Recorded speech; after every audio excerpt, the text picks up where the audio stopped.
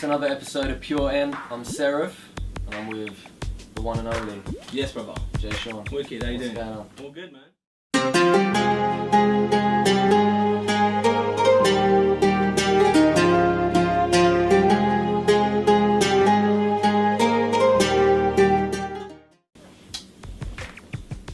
Let me just start with the quick fire round. What's your favourite song of 2014? Maybe one of Jay-Z's ones, Tom Ford or something, because I've rinsed that album every day. That's my gym album, workout album. So I listen to that every single day. What's his latest album? Megan Carter. Oh, okay. I listen to that every single day. Rap or grime? Isn't grime a version of rap anyway? I know. I think is grime the genre. Yeah, but grime. You're rapping still. I'd say grime is more so our thing. You know, that's we've. Yeah, I know. Yeah, of course, you know? UK, very Yeah, UK, it's but very they're still UK. rapping. So I would say it's still very much similar. It's just another Yeah. form, isn't it? Yeah. America or UK? That's too vague, man. For what though? If you're Yeah. talking about like food portions, I'd go to America because yes, this big. Yeah. Different reasons, man. I prefer living in America though, if I'm honest. I prefer living there. It's just a lot more space, a lot more. You're not so tunnel vision. There's a lot more opportunities. You know what I mean? You see things differently there. You told me I don't love you, don't say that, put no one above you, you know that. I know that I fucked up one time, don't write me off for life, it ain't right. How many sorries will it take? How much of me talking or setting straight? Don't even remember the girl's name, you're my forever and that won't change. You've been in the music scene for a long time, and you used to rap as well as sing. Yeah. Tell us what inspired you to start doing music. I got into hip hop when I was about 11, and I used to watch Ent Tv raps religiously, and I developed a mature taste in hip hop early on. I was listening to people like Big L and Tribe Called Quest at the age of 12, and most people were probably still listening to Wheels on the Bus Go Round and Round. And so for me, it was just like I developed a big love for hip hop music, and then that transcended into R&B because of course you had people like Mary J. Blige and Redman collaborating, and then because of Redman then I heard Mary, and then Mary I started listening to her music, then I listened to Faith Evans, and Faith I'd gone and listened to other stuff, and before you knew it I was into R&B. And then you went on to collab with Mary, didn't you? How mad is that? That's what's meant to be. That's crazy. Yeah, that's crazy. Said you only ever wanted honesty. I'm standing here trying to give you all of me. Don't tell me that your love is running cold for me when we both know that's not true. Yeah.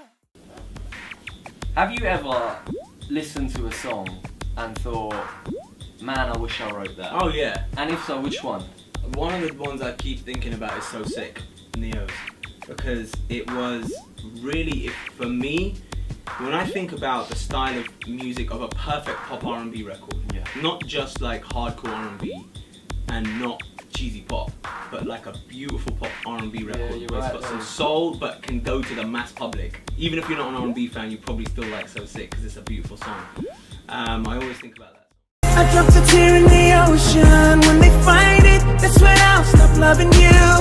Now I'm lost in a sea of emotion, forever blinded, falling deeper into the blue. Ooh, they'll never find my tears in the ocean. Ooh, they'll never find my tears. Tell us a little bit more about this project. So, What brought it on? Like, I know there was one before it. yeah. Did you not learn from your exploits? Last one. That's what I'm saying. And what does Tara think of all these? Mistress, for me, honestly, man, the whole Mistress series is the best thing I've ever done. Okay. I personally think, in my opinion, is just musically so a middle finger to what was going on at the time. And I felt like everything at the time, the original Mistress I wrote out of frustration of having to write these pop songs that I was not enjoying. Okay. And it was, everything was so By the way, generic. I could tell Jay wasn't enjoying it. Okay. I think everybody could tell. It was too obvious. bro. Everybody could tell, Yeah. but it's fine because, like I said, you know, you got to do what you got to do sometimes. You know what I mean? To survive in this industry, you have to. everybody felt the pressure. Like I said, Neo, Usher, Chris, everybody went into that lane. They all went pop, right? And we all felt the pressure because R&B was dying. And record companies are like, nobody's buying an R&B song. You guys need to go and do some pop songs. So what do? You got to do what you got to do to survive. But then I was like, well, you can't stop me from recording R&B stuff. That's in my heart. I will always do it. You can release it for free. I'll put it out there. Let my fans know. Don't worry. I ain't forgotten about this. I ain't forgotten about what my heart's into and what you guys love me for. That was my little subliminal message to the fans. Guys, I know you're hearing 2012 and stuff over here, but check this shit out. And then when they heard that, I think that gave them some, oh, thank God. We haven't completely lost him. Which is fine, man. Sometimes you gotta do that, man. I mean, you know, all them boys dropped, Chris drops mixtapes, Usher dropped, you know, because they had to, for the same reason. They had to let us know that don't worry, don't watch that, I haven't forgotten about it. Yeah, I can honestly say, compare the My Own Way album with any of like the latest album, Neon. But see, music doesn't changed. compare. Music changed. Do you understand? When My Own Way existed, so did Neo in So Sick, Sexy Love. So did Beyonce with Irreplaceable. There was that genre of music. Well, at that time was pop. At that time, that genre of music was the popular style. So you had a lot of people going, oh, we need a song like that. So then everybody jumped on that bandwagon. Then when popular music became EDM and dance, then everybody jumped on that bandwagon. And it will happen again. It will shift again. It will go somewhere else. It might start becoming acoustic rock. Then everybody's gonna suddenly pick up a guitar and start doing some acoustic rock shit. I'm not about that life right now. I'm not trying to jump on any bandwagon. No. You know what I mean? And just do you like you've been doing. That's it. And that's what The Mistress came from. The Mistress Part 2 obviously came because Mistress 1 was so well received. It got downloaded over 500,000 times. And that, for me, was enough to know there's enough of an audience here that I need to give them more of this. I got this stuff all day, bro. This is what I do. You know what I mean? So for me, I could do Mistress 3, 4, 5 if I wanted, just like the Carter series and like the Blueprint series.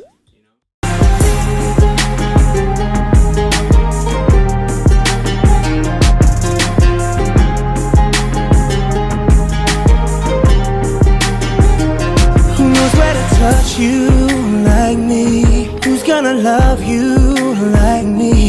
Who's gonna run to you when you're lonely? Oh, you know it's me, girl, you know it's me. You said you only ever wanted honesty. I'm standing here trying to give you all of me.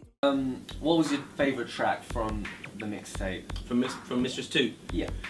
No, actually, let's start with number 1. She Has No Time is my favourite on Mistress 1. I agree. First one. I agree, I heard it. She Has No Time was, I think, it was really important. It was a standout track. Yeah, and then Sex 101 was a nice little joint. And I liked a lot of those on the first time. The Mistress, even the song The Mistress is beautiful. On this one, I think Jameson is probably one of my favourites. Jameson is like She Has No Time. It's like part 2. Okay. So Jameson, I would say Tears in the Ocean, All I Want.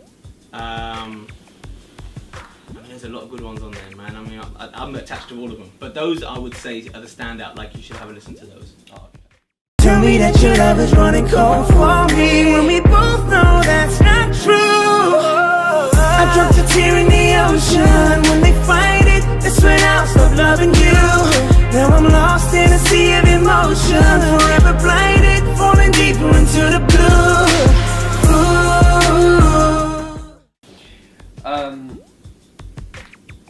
You've probably been asked this 100 times by now, but you left Cash Money Records. Why did you leave, and was it on good terms?